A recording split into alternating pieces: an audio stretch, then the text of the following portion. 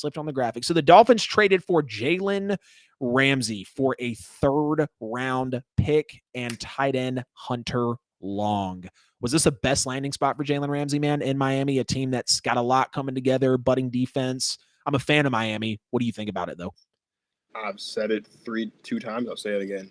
Emotional, vocal, veteran leader Yep. for a relatively young football team. Yep. This Jalen Ramsey with this defense that has Jerome Baker, that's got Javon Holland, that still has Xavier Howard.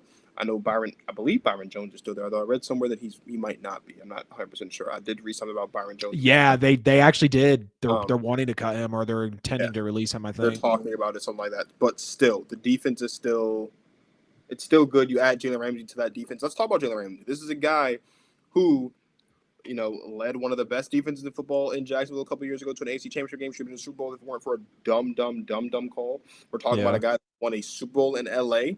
Yep. And now we'll see what happens here in Miami. Like, this is a leader. Say what you want about Jalen Ramsey and what he does. He is a leader. 100%. No question about it. You got to love Jalen Ramsey you got to love seeing Jalen Ramsey over with the Miami Dolphins. And I had to dig deep on the numbers because I feel like Jalen Ramsey is another player that, like, people can easily say, oh, he's the best in the league. And then some are like, wait, what are you talking about? He's not even close to that. And when you look at when he's come into the league, since coming in 2016, Ramsey has the highest PFF grade, the highest PFF coverage grade, and the highest PFF run defense grade among all cornerbacks. Since 2016, that's better than Jair Alexander, that's better than Stephon Gilmore, and that's better than Casey Hayward Jr.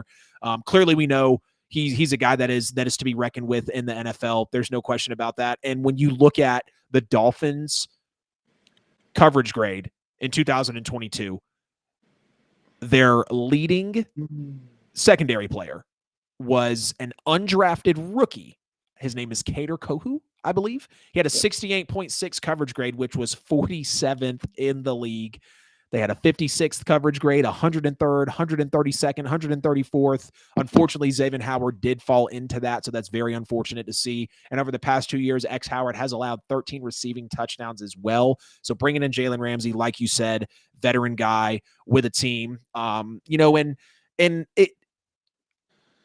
trade, I don't know. Corners just move around so much, right? Players just move around so much in sports. It's almost like I literally said it. I took the Darren Waller not trade out of the lineup, but I was going to ask with the Jimmy G segment, like, oh, could you potentially see players leaving? And then I'm like, well, Devontae just got paid.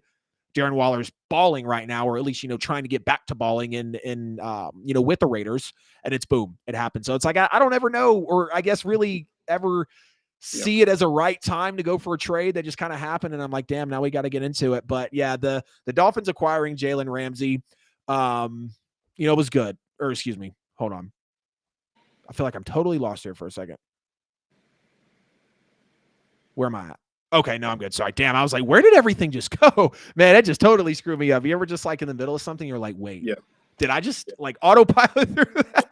Okay. But yes, clearly we got into the numbers there about Jalen Ramsey too. And when you look at Miami was 6th worst in the league in pass yards per game, so you couldn't really get any worse with that. And it is going to be good to have Howard on the opposite side of the field. But unfortunately, his grade wasn't too great last year. Now, knowing that Vic Fangio did get hired here for this defense, it's going to be all over this Pro Bowl cornerback duo now that we're going to see in Miami. They're going to have to stop a Stephon Diggs, clearly get underneath, or be able to impede with a Garrett Wilson that's going to be with the New York Jets. So